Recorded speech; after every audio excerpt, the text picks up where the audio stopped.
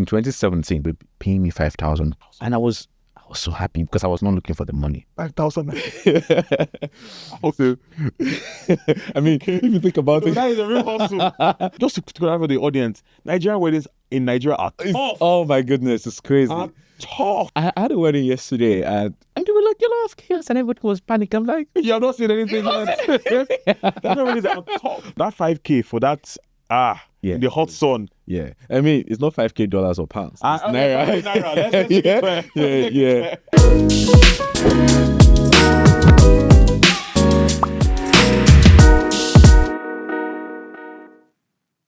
Welcome to another episode of Twirls and Tuxedo, a wedding podcast set up to give you the best day on your wedding day.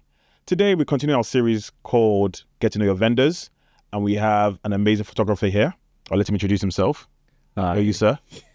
Yes, I'm Timi Oshin, by name. Yes, I guess. And what's your business name? So my business name is Timioshinstudios. Okay, that's very simple. And just to reiterate why we do this series is because I had a bride on the podcast where she told me that especially for a bride, the vendors you have closest to on your wedding day are the most important people around you, because there'll be so much emotions on the day.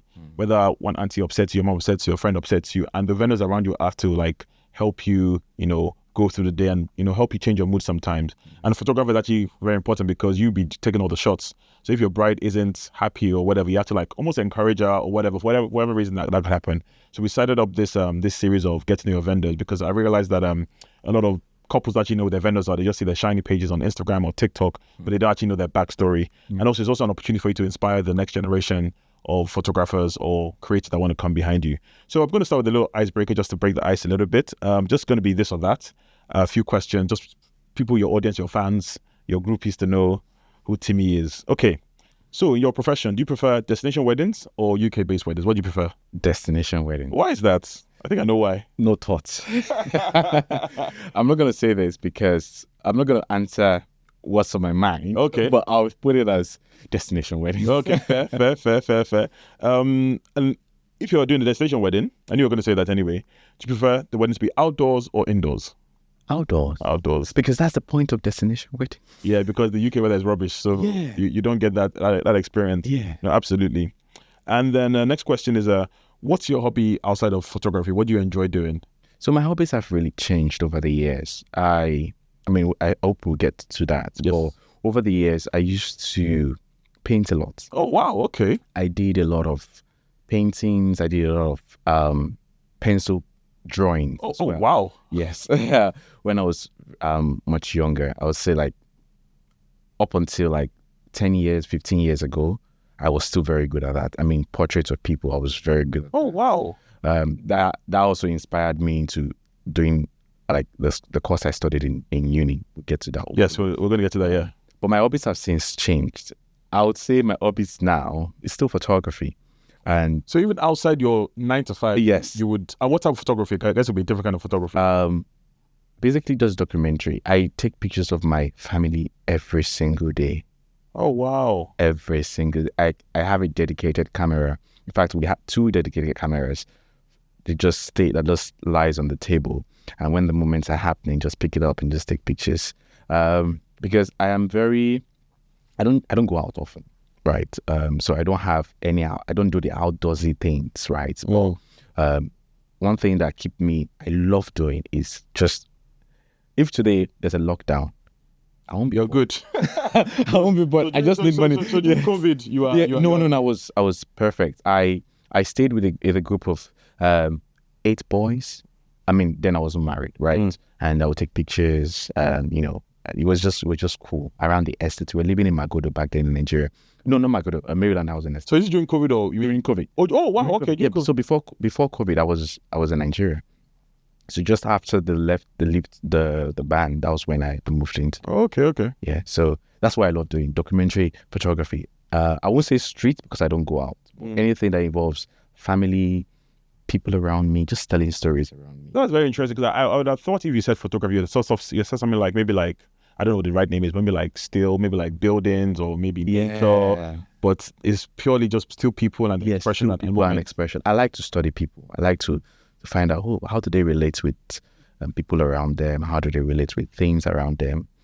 So if I'm not doing weddings, I'll most likely be a family photographer. Oh, that's interesting. Not portrait. So. Not portrait. Yeah, family photography. I don't know what the difference is. The difference that is, educates me a little bit. Okay, the difference is a portrait is like, oh, we have this setup poses. Okay. But family is like a day in a life. Okay. Just like candid pictures and all. Okay. Yes. Okay. Got it. Okay, interesting. A scenario for you. You just finished a long shoot at a wedding and you just got home. What's your comfort food? Like, what do you go to? Plantain. Plantain. Like my wife, she loves plantain. Team plantain. Plantain and what? Or just plantain? Plantain jollof. Plantain and jollof. Okay, that's fine. And then last and final question. For your fans out there that want to get to know you or surprise you, what is the current gift on your wish list right now? What are you looking for? Not too expensive for the fans. Let me give you an insight into what conversations happen in our family. Okay. In my own marriage, I give a lot of things to my wife. She's not materialistic, right? But me, on the other hand, I'm not materialistic, but the things I like are quite expensive. So I oftentimes just buy things for myself. So if there's one thing my fans can give, anyone can just give to me. I don't know because it's gonna be expensive. Yeah, let's hear it. Okay. So imagine waking up one morning and I'm like, oh, I need a Laker. And Laker is about 4,000, 5,000 pounds. Okay, start with. I don't wear designer watches. I don't wear bags. I don't wear any of those things. So two things, either books or cameras. Let's talk about cameras for now, because okay. So what kind of books do you? I love biographies. Oh, okay. Yes, I love biographies. I love memoirs. I love history. You really love documenting or documentary. Yes. I used to read a lot on things that doesn't even concern my life or my living.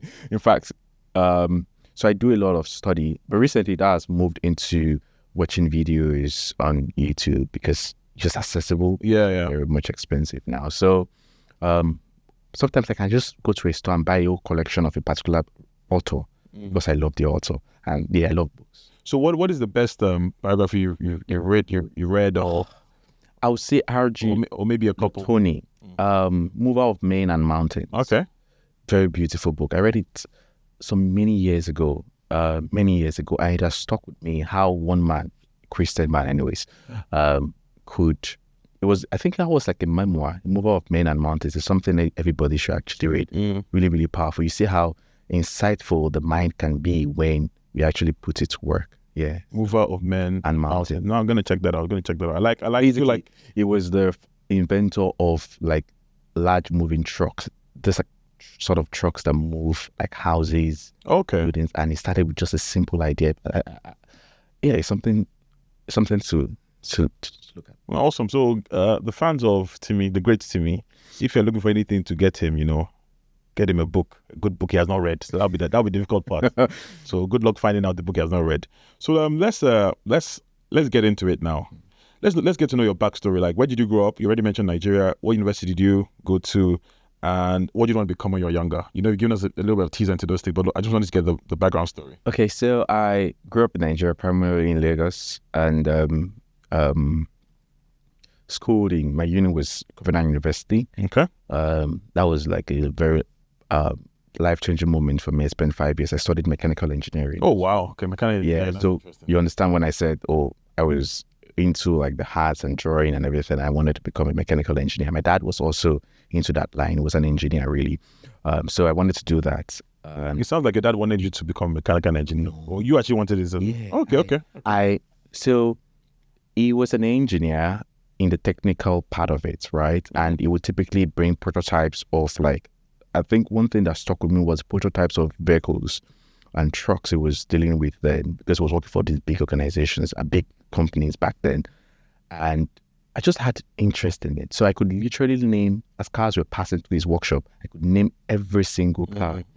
And that passion grew in me, just almost like I didn't even know what I was doing, right? But after I entered school, I realized that, okay, wishes are not necessarily meant for everyone. And slowly I just figured that, okay, this is not the real world of what I really wanted. And that's where photography came along the way. So that came in when you were at university? In university. What year? Was that towards the end or I think it was towards our IT period. So I think that's where everything changed for me, even as an engineer. I did very well in school. I did. But after IT in Nigerian university, you'll be that 1 year. I think it's a semester whereby you go and work experience. Yeah, work experience. I think 6 months. I'm not sure. My memory is failing me now.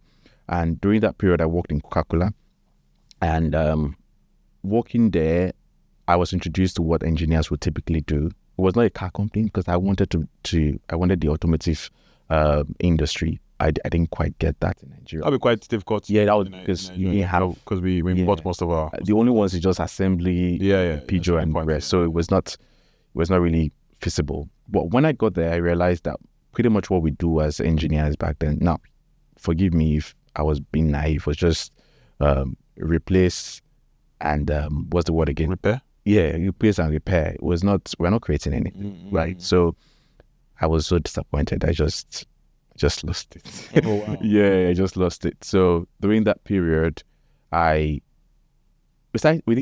you know anything about COVID University, you're not allowed to use phone. Yes, Yes. So we had a lot of iPod Touch and the rest, right? And that was like a thing there. So I got interested in what pictures those devices could take. Started taking those pictures. Then a friend of mine during that period traveled to the US, and at that our mom bought a camera, and she told me about it. I was like, wow, it'd be nice to have one.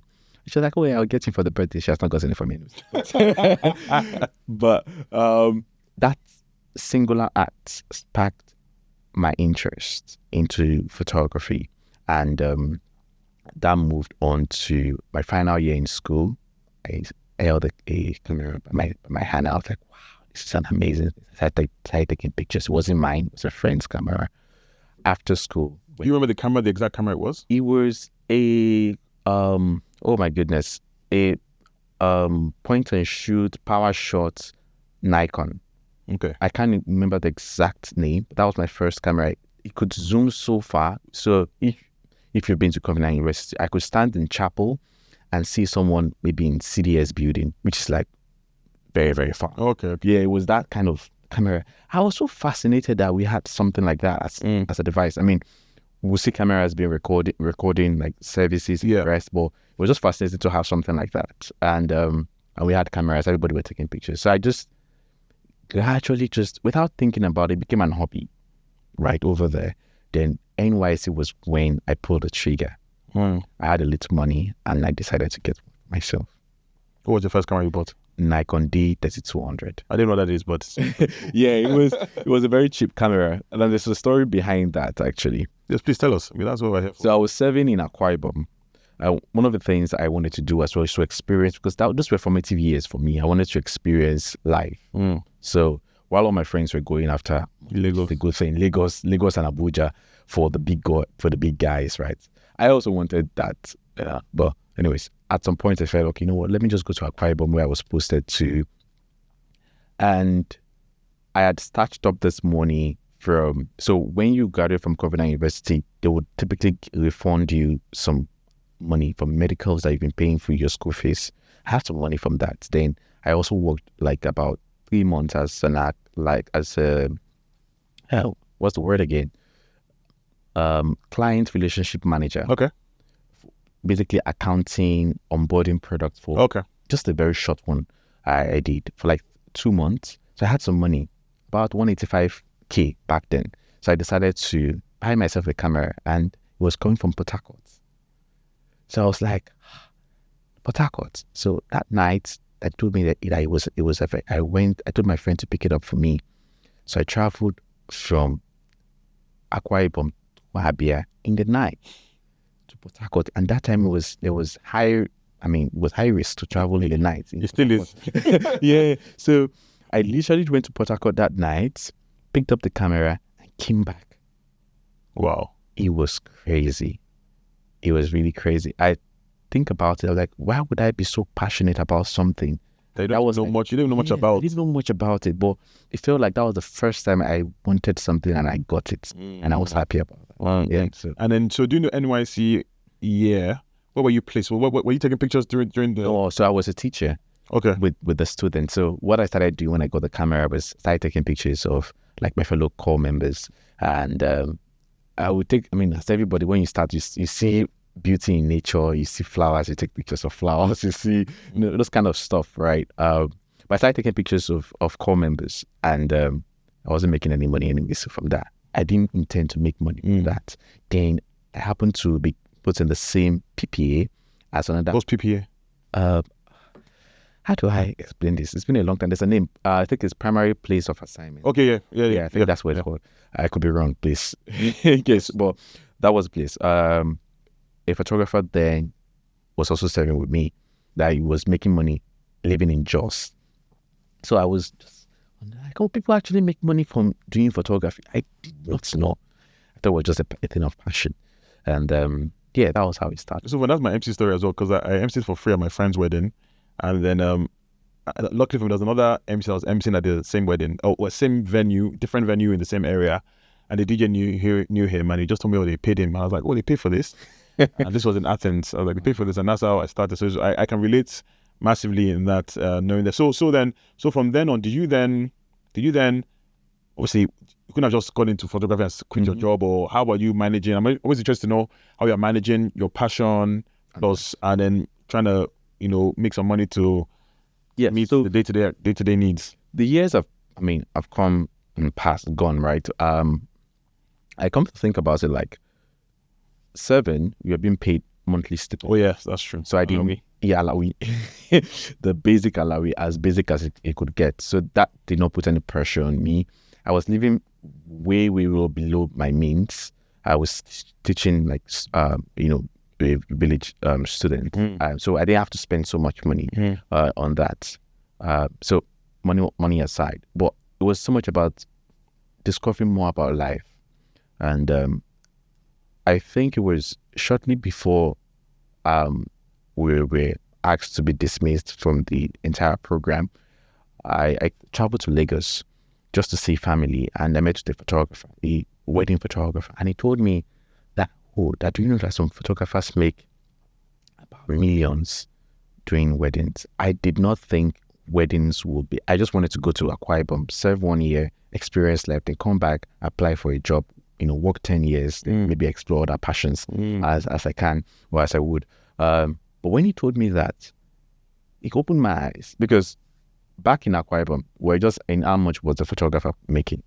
It wasn't even up to that. Oh wow! It was lower than that. Trust me, it was like 1K 500. What type of event is this? No, these are no events. These are just like core members taking pictures. Okay. And just wanting to post and maybe want to have a frame. Ladies have always been our best customers, so they would dress up and just take pictures and that. And when he told me people make millions from this, I was like, wow, that's interesting. Then I started. That sparked interest in, you can actually make a living doing what you love. And I've always lived by one principle, which is I do what I love and I'll make it work. It's not going to be easy, but if I do what I love, I'll make it work. So are you saying that you never did a normal 9 to 5? You just went straight into photography from NYC? Yeah, after the NYC, I got that same friend I spoke to you about, that one that promised me a camera, sent me a link just after our whole, I don't know which call it, maybe graduation or whatever, sent me a link to an IT company that they're starting to they want to open a production, a media production agency. Am I interested? It was very shocking. I was like, oh yeah, that's fine. I would love to be part of it, because it's my interest, right? And we're being paid monthly amount. We're paid a ridiculous amount of money back then. We're basically being paid. We're an IT company. We're paid literally what bankers were collecting for, and we're also going to start doing stuff. They had a lot of premises. That's a story for a different day. That's a story for a different day. But at that company, that was when I had the opportunity to do weddings. And how that happened was, I don't want to mention her name, but she's been very instrumental. A friend of mine, a friend of a friend, reached out to me that a bridal stylist wanted to do a video. She had just started as well. And I was in a production company. And she was like, can you do this for me? I was like, yeah, that's fine. I can do the video for you. I did the video. And she was like, very lovely. Can you actually come that's where I think content creation actually started. Maybe it started with me. I'm joking. I know. I'm joking. And come for you. they'll come for me, yeah. And she called me to take videos for herself working with the bride. Went to the bride's house, took the videos. She loved it. She asked, can I take photos? That the photographers would take time to send her the photos. So I did that. A couple of times she realized that, this guy's strength is actually in photos. Then you come and take photos. So I would take photos. I was not in weddings. I was doing a 9 to 5, right? Mm-hmm. And I would take photos and give it to her. Bella Ninja would push such work. It was that good at that time, right? And so you're not a wedding photographer here. No. I was just in production. Yeah, I was still working in production. So what I did when I saw that people saw value in what I was doing, I started reaching out. I reached out back to this other photographer that I'd met in, just to assist him without being paid. So I was being paid my 9 to 5. So I would do that. That'll be like weekends, I guess. Yeah, weekends, and that was good. That lasted for pretty much about 6, 7, 8 months, thereabouts. And yeah, until my first wedding. So before we go into your first wedding, because we're going to talk about that, was there any resistance from your parents or family transitioning from engineering to photography? Because in our community, and I've had spoken to some friends, switching to a creative field is a very difficult conversation with parents, especially that generation where it is the engineering, doctor, accounting, lawyer that those are seen as the jobs. Was there any resistance for you? Yeah, I would say that didn't really apply to me. People in my family would sound very stubborn, but I feel like my parents quite understood. I was very responsible from a very early age, right? And I would make certain decisions that they'd be like, "Who's this guy?" Right? From school, I'd taken up leadership positions, so automatically I had responsibility upon me. So my parents knew about those responsibilities. When I was in uni, I would typically not even go back home. I was maybe stay another month in a friend's place, and I earned their trust over time. And when I said I was going to do this, it was easy for them to just follow your track record of my track making decisions, making the right decisions, right? So it was like you just locked in whatsoever you're asked to do. So when I found out I was doing photography, my mom did have questions. How will you make money? Yeah. Like, how will you make money? Because she's made a lot of sacrifice, and she just wanted have the best better life. Yeah, basically. But I assured her it was going to work. Yeah, it's going to work. She shouldn't worry about it. That's a very comforting story. Because usually I hear the horror side where parents are like, no, some parents cut them off after I spent all this money, and I get where they're coming from. But like you said, you have to just do what you love and essentially make it work. I really love that statement. So tell us about your first wedding. So you started a production company. You worked under somebody that you knew was a photographer for free for 6 to 8 months. Yes. And then how did you get your first gig? Because I think I love a hustle story, and I think a lot of people don't hustle anymore. People are waiting for things to come to them. But you took the initiative to work for free, and then you obviously transitioned that into your own first paid gig. Yes. So another principle I have is use what you have to get what you want. Oh, I love it. Right. I mean, people say it for very bad reasons, but but it applies to me. I use what I have to get what I want. Anywhere I am, any place whatever it is that I'm in. So what I did was in 2017. Now this is 2017. After second shooting for a very well, providing assistance, sometimes even carrying lights for different photographers, people that opened their way for me. I wasn't even asked. From there they were paying me 5,000 naira. And I was so happy because I was not looking for the money. I was being paid. I was being paid quite well. 5,000. Also, I mean, if you think about it, that is a real hustle. Yes. Yeah.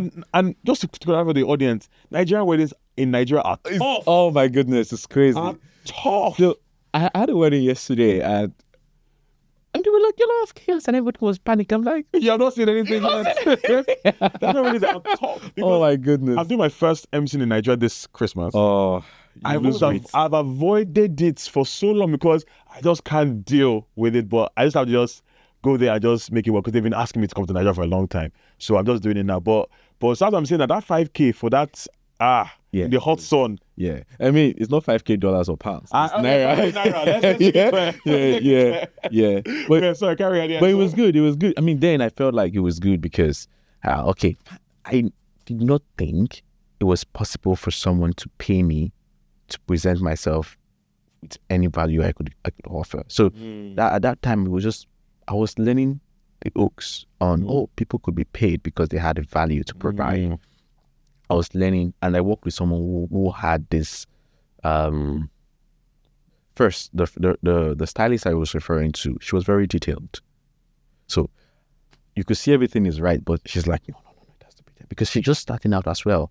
The photographer I worked with, very excellent, work ethic, top notch, right? So I learned those things just early on, being in that position. Then my brother was getting married. And that was my first moment came. Yes. And I think that was in 2017. I hope I'm not missing the date now. Nobody knows my brother. Yeah, it's my story. So I'll keep selling it. Anyhow. But sorry, I want to touch on something you said there. I think it's very important. That's the bridal stylist you mentioned. Yes. She was starting, or you were starting. I think there's power in team. Yes. And there's power in starting together as well. Yes. Because you both know you have this whole industry ahead of you. All these people that have come before you that are at the top. People, they're on Bella Nigeria, they're on Lean Nike, whatever the big blogs are there. So you know that you have to make a mark and make a difference. And you have to know you have to start right. So I think that partner or you had during that time is actually a very important story as well. Yes, it is. So I just want to just emphasize on that for people watching. Yeah. But sorry, carry on. So your brother's wedding came, your moment to shine. Yeah, the moment came to shine, and it was beautiful. It's not the kind of weddings I shoot now, but it was just the opportunity. The fact that I was being paid by my brother, my brother's wife, because I don't think my brother would have paid me. My brother's wife. I know he wouldn't have paid me. She offered, because she was into finance then, and she said, I want to pay you for your service. I didn't even know how much to charge, basically. I asked somebody, how much do you charge for a wedding? I was like, I can call in this amount of money. I won't tell you how much it is. And I was paid for that. So I did that. It was good. That was December. I posted that photo. December 17th. I could be mixing the dates now. I posted the photo into the new year. 2017. Going to 2018. Yes. And for the first time, someone sent me an inquiry. Wow. Am I available for, is it January or February? So obviously back then, so posted it where? I can't remember what social medias were around then. It was Instagram was still around. Instagram was around? Yeah. Sorry, I don't know. Instagram was still around, but it was still as its infancy. Okay, yes, of course it was. Yeah, it was still, yeah. Not that long ago. Even while I was in school. It's not that long ago, yeah. Okay, so on Instagram, someone just inquired and said, okay, got it. But made inquiries to my website, to my email back then. And she was like, am I available after my brother's wedding, am I available for a wedding next year? I was like, what kind of wedding is it? He said it's just introduction. It's actually not a wedding, just the introduction. Yeah, that's fine. I do that as well. I want to take you back, if possible, and you don't have to, if you don't want to. Can you let us know the price? Because the reason I want to say it is because I think people that are watching, especially people that look up to you, you're more respected in the industry, and we're going to touch on that later on, look up to you. It's important they know where you started from, because they only see the Timmy now, the shiny Timmy now, flying around the world. They don't know how much. And I think it's very important. If you can, but if you're not comfortable, that's absolutely fine. Because my first paid gig was £150 as an MC. Oh, nice. I was my friend. She was a planner. She got me the gig. I remember it was in Chelmsford in a community hall. I took it. In fact, that was to clean my transportation and taxi, everything, £150. Wow. And that's where I started from. And now let's just say I don't charge. I don't charge that anymore. Yeah. So I think it's very important if you can, if you don't want it, it's absolutely fine as well. So people can know where you started from. Okay. So I'll give you context to it's my brother's family, so we can fight later on. But it was 150K in Naira. 150K in Naira, and we're traveling to Agbara. Where's Agbara? For those that don't, I don't know. Okay, yes. I always really think that you mean know. No, I know the places. Where's Agbara? Is this still? It's not Lagos. No, okay, okay. No. Like you and the road. Oh my God, was so. So what state bad. is this? What state is this? In Ogun State. Close to where you have, I think, Nestle company. Okay. It's like far. Far. Yeah. Okay. And then I was in Lagos. I was actually living in Lekki. back then. So I took all of my stuff, paid my second shooter. I think it could be now. You come for me. I think I paid him about 40K or 50K. Yeah, about out of the 150. out of yeah, out of the 150. Because the transportation. Yeah. No, it's very important. I think it's very important to have this conversation because people will see you shining now and then they will now be thinking that. But they need to know that once you are getting paid 5K to hold light in the hot sun. Yes. You know, even though you had enter back. Even though you had a nice 9 to 5 job that was all cushy and everything, but you knew what you're going for, 5K, and then your first shoot was 150. Yeah. 150K. If I'm not right, that's probably the same price I got for my first MCing gig. During that time. Back then, yeah. Okay, so we also do the same also. The next wedding, the tradition, the introduction I had was like about maybe 70K to that. Was not so much, but that was it then. But it was not so much about the money for me. I was thinking so much.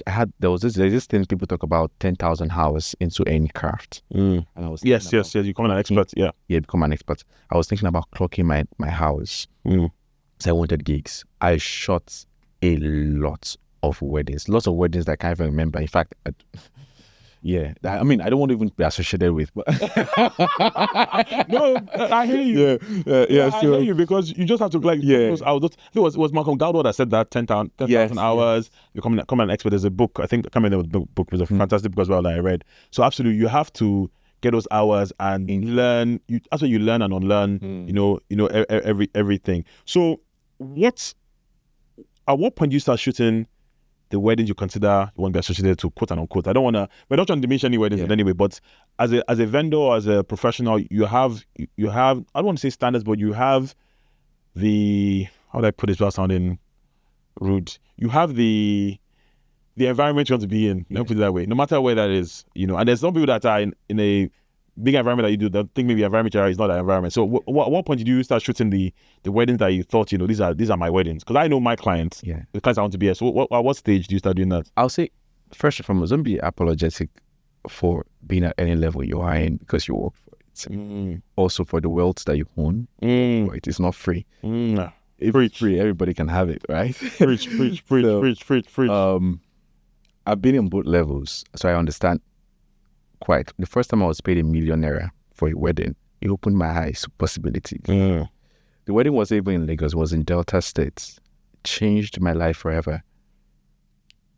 I met with the most lovely people. And I mean most lovely people. Those relationships.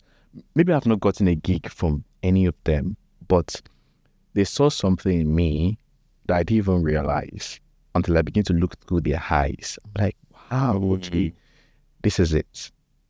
So, and how did that feel and how was that expressed to you? Because I also experienced that as well, where people have seen. We stayed in the same hotel as the bride and the groom. Okay. In their village. And the groom said something.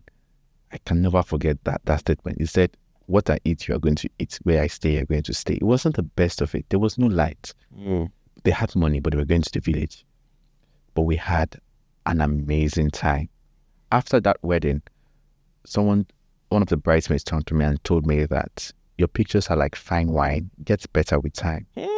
So that kind of like that kind of like stuck with me. It wasn't even about the money, but it opened my eyes. Mind you, when I was being paid, the first thing I did was to go to a designer outlet. You got mine. Yeah. I just said, I've never had this experience before. I've been making enough money doing a 9 to 5, but just so I've never gone to a designer outlet before to buy anything. And I walked out that day and I said, okay, my mindset has to change for money. Yeah, and being paid that for the first time, I mean, you might want to question, but I was okay. I was here. And I wasn't, they were not asking for the pictures in sense of, oh, did you snap this? Did you snap that? No. They were happy to work with me. They wanted that experience. They let you just be yourself. They let you be your element. Trusted you. My goodness. It was fun. So after that changed. Now, that did not mean after I was paid 1 million, I started being paid 1 million. Yeah. I still had to come back to my normal level. But you knew what was available. Yes. So what I began to do was begin to restructure, rebrand, rethink everything I could do to ensure I stayed in that level. And that was in 2019. That was 2 years after I started. That was 2 years after I've served. I've done crazy amount of stuff. Yeah, crazy amount of stuff. I did free work. So let's talk about that moment where you knew, okay, you had to rebrand. You knew what was available. Yeah. It's very, very important to know what's available, because sometimes even what you know is available, then there's obviously you have probably elevated from that. So what were you doing? Like, did you find a style that you thought, okay, this is Timi effect? When I come in, this kind of style. I don't really know about photography. Yes. So did you find your style, or how did you find your style, or how did you find your brand? How did you find your image? Okay, so I study a lot of. Again, I'm very studious. I study people. I like to understand how people think and how they come to certain conclusions in their life. The same thing, how people become successful. So if I'm in a field, I study everything about the competition or the competitors or people who I feel like, oh, okay, I want to be like them. What there? So Alakija was stopped there, right there for me. Jide Alakija. Now he's a friend of mine, right? And studies work a lot. Joshua Dwayne studies work a lot. That's when I started out. And I was like, how do people pose? How do you pose people like this? I kind of like, then we talk about, their dimensions. Yeah, like they begin to give you explanations why you have to look at things. You have to look out for triangles. And was this one-to-one conversations you had with them, or you just studying their work? Studying their work, okay. Studying their work, and people were putting little videos out there. Reels are not as popular as it is now. We're just short videos, and so I would study their work and just try to understand. I didn't know how much they were charging because I didn't even have the resources to be able to know, okay, I just wanted my work. So it was not about their fee. Yes. I just wanted my work to look like this. Yeah. I come from a very humble background, and I knew one thing for sure. If I was going to get out, it has to be by my gifts, which means I have to be very good. Like really good to draw the attention of people. Oh God. Right. You're preaching. No, even till today. I mean, I've since matured my understanding about, okay, it's not just, sometimes it's not even just about, it gets to a level where it's not even about how good you are. Yeah. About the relationship. Yeah. Right. But I didn't have all of those relationships. And that's one of the things I was saying. Many of the people that were right there on my mood board had relationships that they started long ago. So I below, for example, are people that she started with long ago, that they've become millionaires and billionaires. They can afford that service. They can, I'm just giving that as an example. And or something we can have friends or family friends or cousins or friends they went to school with. Do you understand? You have these unfair advantages. But it's not. But you didn't make it an excuse for you. No, it didn't make it an excuse for me. For me, my unfair advantages be very good. People would notice that. So what I had to do was just think about how I can be so good with what I do. Now, when it comes to style, I remember having this shoot with Bedge many years ago. We're not friends back then, but now we are. And you had that positive competition, because when you go and you're not being a photographer and you're shooting for the bride or stylist, Bella Manja is trying to choose what image they want to post, and the bride or stylist loves their images, and the bride loves Bedge images. I mean, that's why they hired Bedge, And I soon realized that, okay, what I took from that encounter was, what do brides see in a photographer for them to say, I want this person. I can fly this person from Abuja back there to come to Lagos to shoot me. I can fly this person from Nigeria to Dubai. So that sparked my interest into, okay, how can I build an enviable brand, right, about myself? We gradually started working my way, step by step, brick by brick, from logo design to, okay, keeping the logo not too much. Yeah, simple. Yes. And elegant as this. Still timeless. Moving it completely and letting your pictures actually speak. And that happened up until COVID. So COVID was the perfect time for me to learn. They were doing a lot of courses from different people, how to price. A lot of people were doing courses and workshops. So I took notes of those. And yeah, that was how I... That's how you call your style. I remember during the when the Otedolas, Timi Otedola and Mr. Easy released their pictures. You know what on the vendor street was that was you that shot it. I don't know if you heard those rumors. No, my account until where we saw it was a foreign brother that took the video, the pictures rather, and then it just goes to show that because I had a couple of people thought it was you, and it goes to show how much people are valuing your work. And I know they paid him $70,000 or whatever per shoot. So I don't know, maybe you can be charging $70,000 at one point. And for me, you mentioned about where you look at how do I add value and you look at people that, for me, unfortunately, as an MC, there isn't that many, like they're not MC Global Awards, for example. They're photographer, the Vogues have their photographer awards, but there's not for MC. So I have been going through that journey myself, looking at, and it was Timi Oshin when that attentioned me. I won't even lie. When I saw that price tag for one wedding, and I'm realizing that there's more out there. There's more out there. I think most have been paid, and I'll say it openly, is $13K for MCing for a wedding. And I can never forget when I got that money. That was the money I used to pay for my deposit for my wedding. I can never forget. That money landed like this, went straight to Turkey. Went to go and pay the deposits for our wedding, and I can never forget that moment. So there is absolutely more in this. It's just looking about finding those people and try and actually emulating what they're doing. So maybe very soon you'll be you'll be charging those prices. Amen. And then in terms of like wins and war stories, like what was the moment? I know you mentioned about the 1 million naira. But what was the moment where, are there special wins or that you remember going on this journey, or times where you felt very low? Or what did you do to inspire yourself to actually, come back up?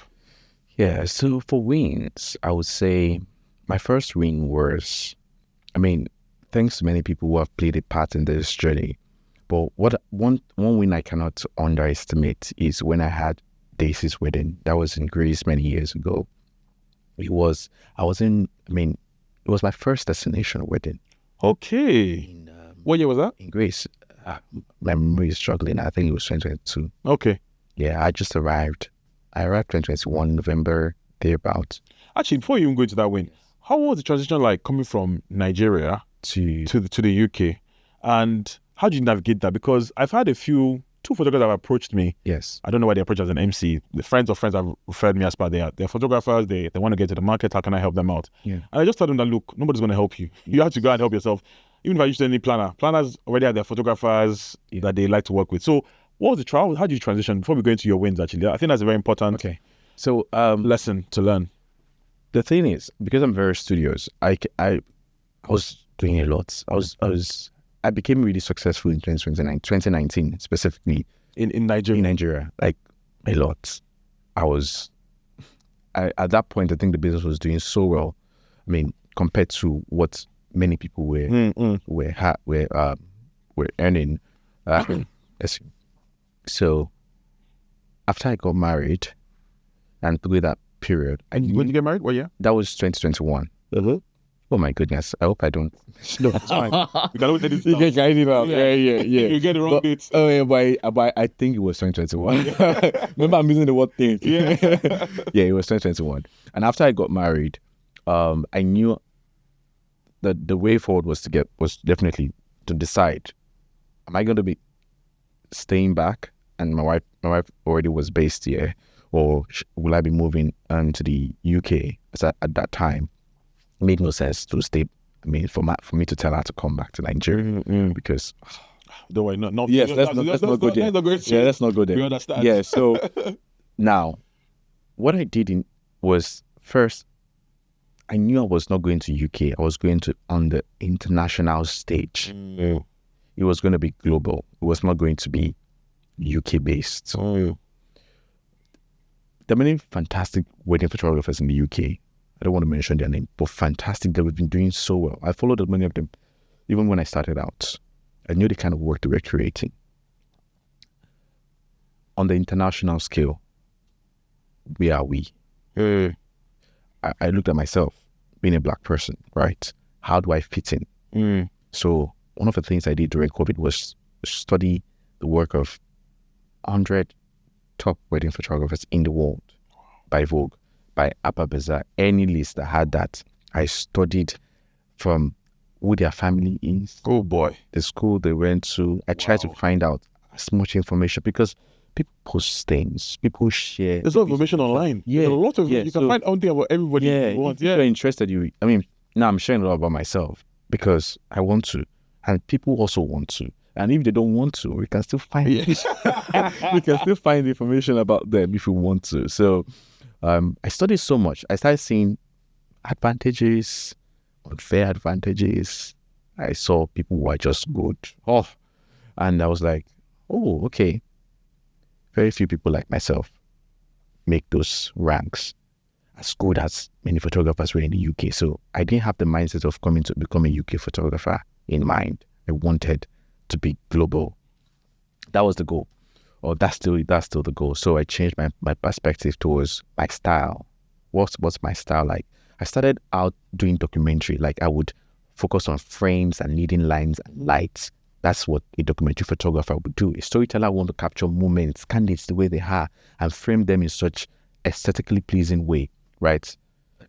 But as I began to study, the colors were not giving me the aesthetic I had in mind. They were very dark and they were moody. Nigerians love that. That was selling back then. And the colors were so strong and it felt contrasty. So what I did was change my mindset as regards my entire process. How do I book clients? One, how do I engage with clients? How do I deliver the product? Okay, what kind of product am I referring to? So I moved from being just a documentary photographer to become a fine arts wedding photographer. I literally changed my style because many photographers many times would say, this is me. Anybody that loves me will find it. That's a wrong approach to it. The greatest artists today have been commissioned to do tasks they didn't even want to do. All of the greatest artists today, if you can mention one of them, many of them, even the Piazza that we study, they didn't want to do that. It was commissioned by a family to do that, right? So people say, he who pays the piper dictates the tune. So this has been a mindset shift for me. Who is the piper? Just my audience wants. That's why you don't just release music and say, oh, audience will find. You go what's trending. Yes. Do you understand? You find out what's your voice. Yeah, even on that, like even what is trending, but also making it yours. Yes. It's not obviously you don't follow the trend completely, but still give it that Timmy effect. Yes. So that's a fine line between I'm trying to do what is trendy to, okay, what do I consider timeless?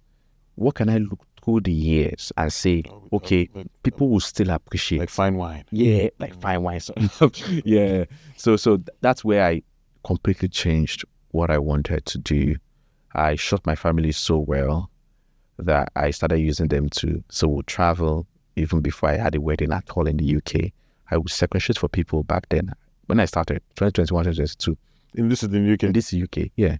Shot for people, a lot. So you then had to like almost humble yourself again. Yeah. From having such a great... Who am I? Like, the question is, who am I? I have a goal in mind, but you don't get there without serving. Yeah. I don't know. I mean, I don't know how else you want to do it. That's why sometimes I find it funny when I see certain people behave online.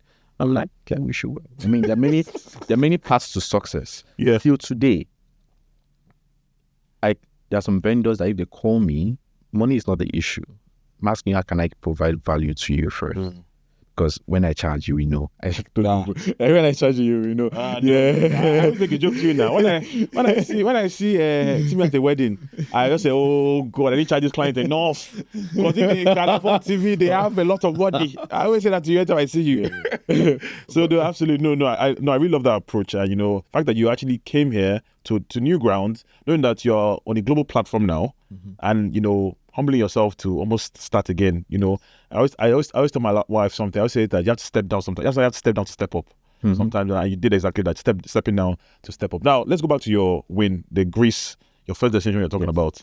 Why was that special? Why was that special to you? Because it was the first time someone ever paid me to leave anything I was doing in any home country I was to travel, and I got there. Oh, it was beautiful. It was so beautiful. The landscape, right? Landscape. It was the same island of test wedding, and I was after that trip. So my wife and I were when we went for the wedding, we used the opportunity to travel because one of the things I learned is to explore. Yes, the country. The country. When you can, yeah. Where you can, and so we traveled. Went to Crete. From Crete, went to Santorini. Then before went back to Athens.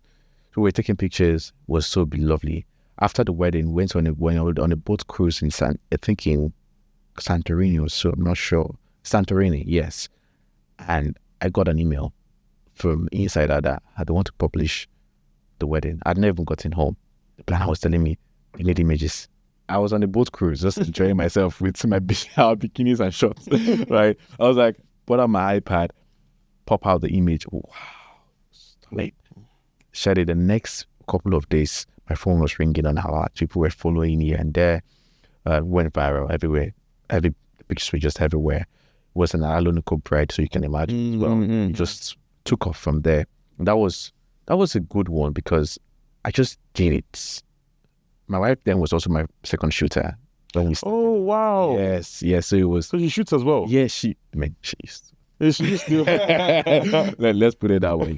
But after we had our little one, she's like, nah, I'm done with this. But now, so that was good. It was really, really good. It was so good. I was so happy with that because I was paid to travel for the first time. Not too much. What a fantastic story because like, yeah, being paid to travel, well, back then was a flex back then. Yeah. But now it's a bit tiring. Yeah. But back then was a flex. Yeah. And I remember when I started off being paid as well, I would take my wife with me, or she would select where she wanted to go to. And then we also, like you said, make it into a holiday. So, and in fact that you now had your first destination when it was not a viral moment and you really put you on that platform that you're looking for, that must have been absolutely, fantastic. And what did you learn from that and how did you try to replicate that in everything you did? I saw people that would not typically speak to me, have conversations with me. I was like, I look up to your work. You're talking to me now because you love my work. I'm like, it's just one, but I have like years of experience beneath that I can't show you now because I feel like that's not the right time or that was not the right place or the scenario was not right there. I began to see people were like, oh, this is really lovely. So what I did was, how can I get better? That was just the thought. How can I get better? How can we make things better? I trash talk myself a lot. I tell myself, oh God, you messed up. You didn't do this, but trust me, you did well. I just want to push myself. Such a certain standard, yeah. Because to me, it's almost like I stand on the thread, and the competition is stronger now than even ever. And I was championing something that was not being done before in the UK. I felt like that. I felt like I was changing how we approach photography as Black photographers, where my work was not light and hairy, neither was it dark and moody, but I wanted it to. I'll tilt lightly into light and hairy, but I wanted it to have some sort of aesthetic that was timeless and was fine arty without having to lose the element of storytelling. So it was almost like I was a frontier with that idea. Now I see a lot of people developing that and I'm happy about it. And I'm pushing the narrative that we can be so good on the international stage. We don't have to settle for local glories.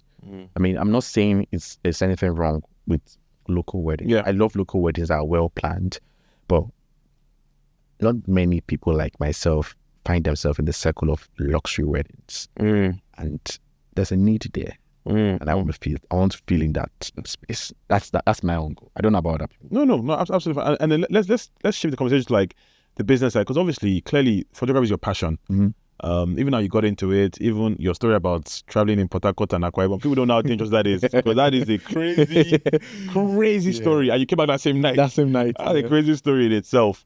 So how do you manage the business side and your passion? Because obviously, sometimes you have to have certain business standards that you shouldn't shift. But then it's passion, like, I want to do this, but you've seen a frame in your head or whatever. I don't know how it works. Yes. But how do you manage that? How do you manage business and passion?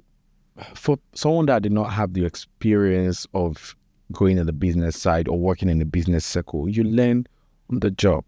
That's the thing. You see things, you learn by experience, unfortunately, which you shouldn't. I speak to my wife many times because she has a 9 to 5 and she walks through the ranks, costing and the rest. And she's like, I don't think you shouldn't client should not speak to you this way. Oh, we shouldn't do this way. So you learn, and I also do workshops. I do a lot of you go for workshops. Yes. Oh, you're learning. You're still learning. The day you stop learning, that's the day you start dying. That's what Bishop Oyedepo said. Yeah. So I learn a lot. Like I learn a lot. Even things that doesn't concern me. Even things that doesn't concern me. Like I just try to find out. Okay, I've not gone to a business school. After my studying, that's all I know. But one thing I know for sure is do what you love and make it work. So what does it require?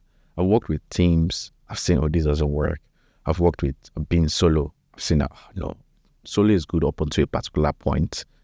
Yeah, so sometimes you actually try things out. And just be experimental if you don't have the knowledge. And in this day and age, I think you touched on it a little bit, how social media changed the business model for photography now. Oh my goodness, it's opened up a lot. It has given opportunities beyond what we can ask or imagine.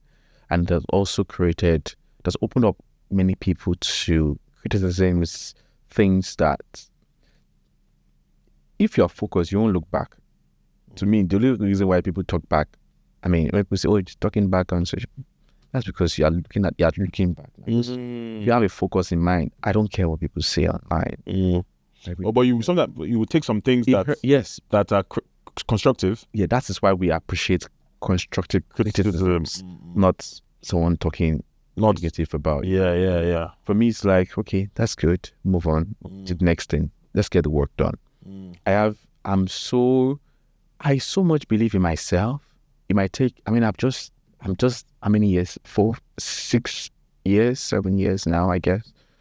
So I'm going to the 7th year into business, right? So there's still so much to learn. Is that removing COVID year or COVID 2 years? Well, no. I would say my business started 2019. 2019. Really. The years COVID year. before. COVID year as well. You have to remove COVID year now. I was still working then. Oh, you're still working during COVID? Yeah. Okay.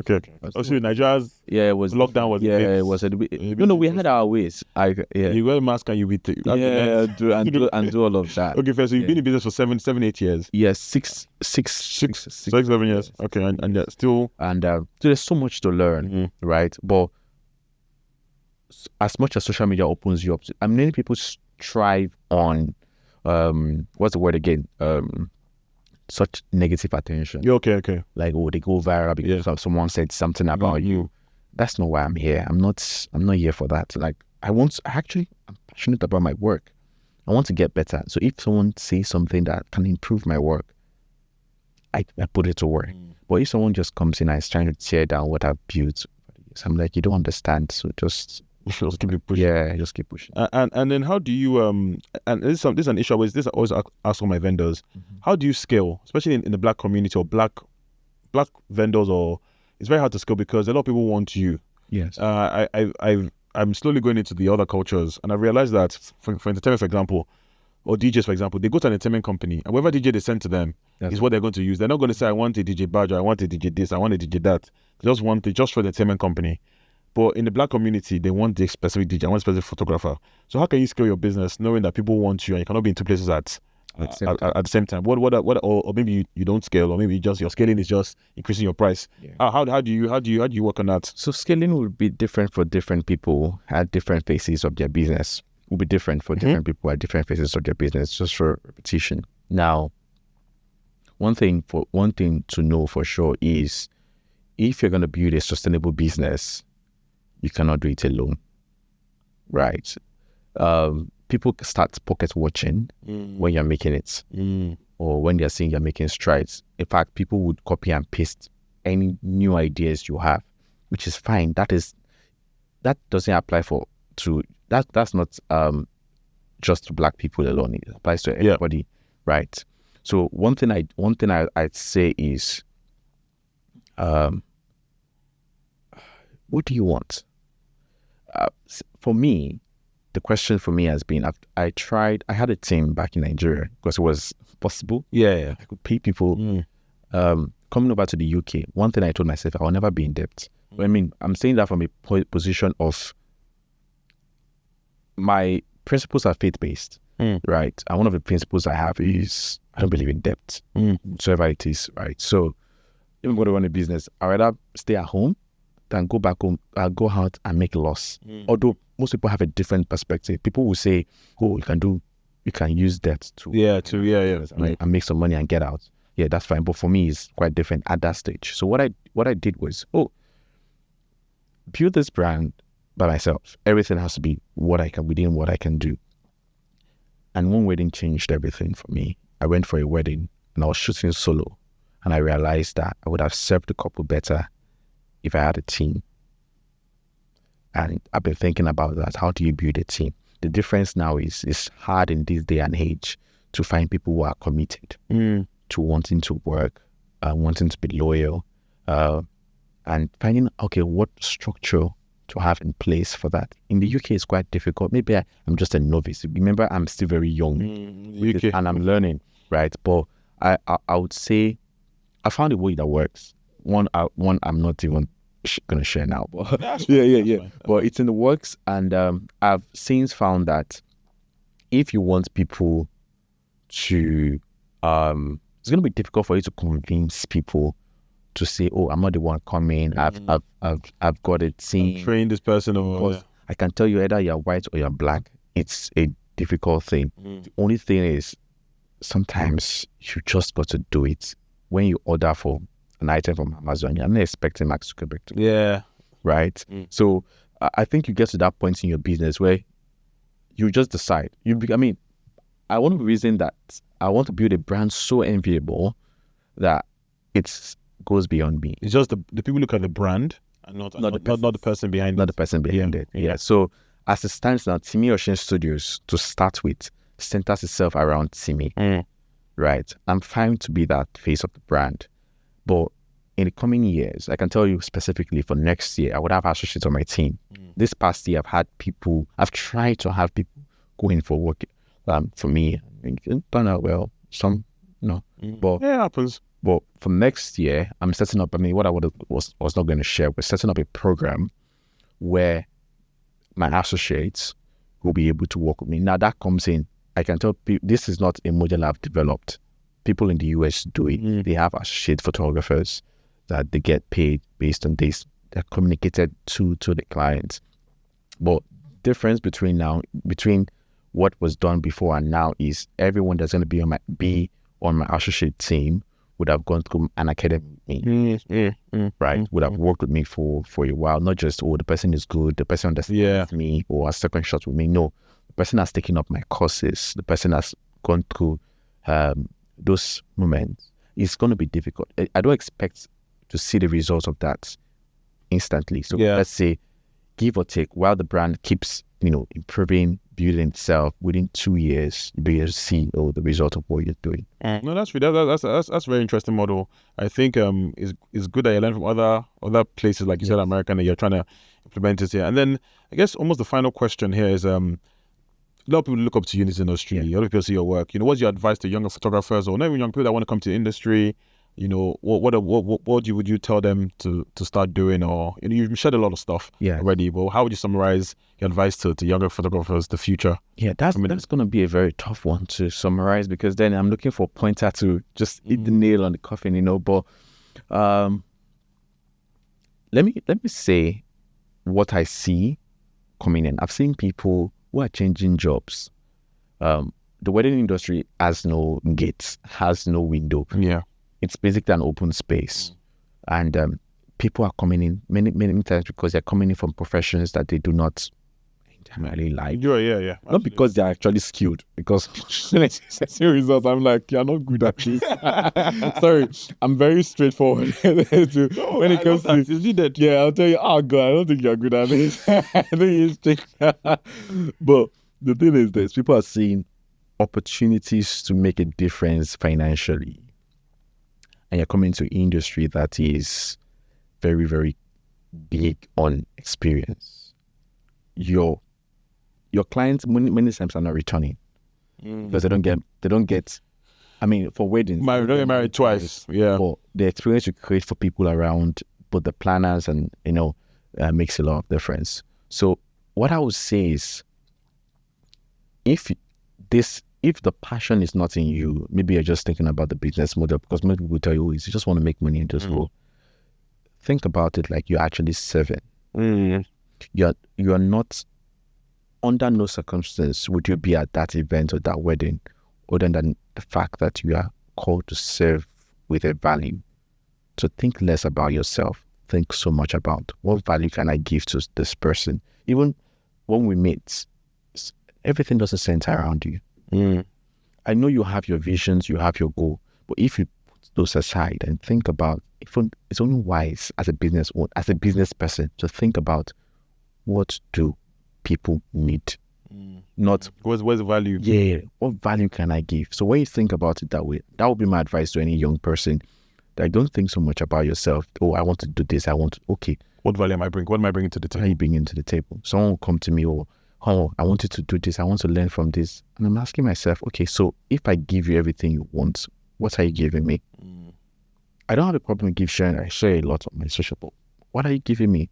It shows me you're not value oriented. Yeah, give me. Not, oh, what can I bring to the table?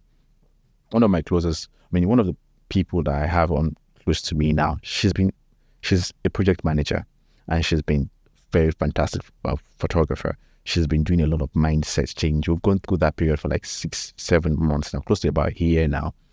And she had a child and came back to photography. And she keeps asking me, Timmy, what can I do? What can I do for you? Because I'm a project manager. Tell me, what do you have in mind? I do not think twice before thinking about her when it comes to sharing anything or dreaming of opportunities. Yeah, so that would be my advice. What value am I providing, and how can I serve people better?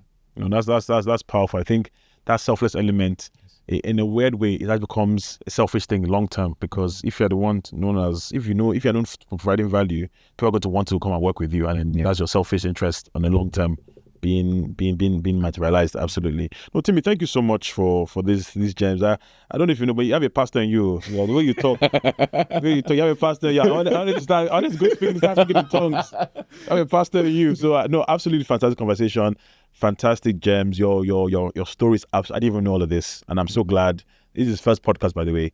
That is just I'm honored, privileged to have you here, and all the gems you've dropped for us. So please let people know, your socials, where they can find you. And yeah, so I am currently on Instagram on Timioshinstudios, and I started a YouTube account. Nice. I don't know how that's gonna go for the year. Many things are coming up on there. I've got my website www.timioshin.com. I have some things coming up shortly between December and January, so just stay tuned for that. Yeah. Are you on TikTok? Yeah. I am and I am not. Because I'm on TikTok just to watch people do their dances and everything, but I don't see myself doing any of those things. Fair. It's just a different ball game. Fair, it is. But it's the most viral. Most viral platform, thing. Yeah. For the work you do.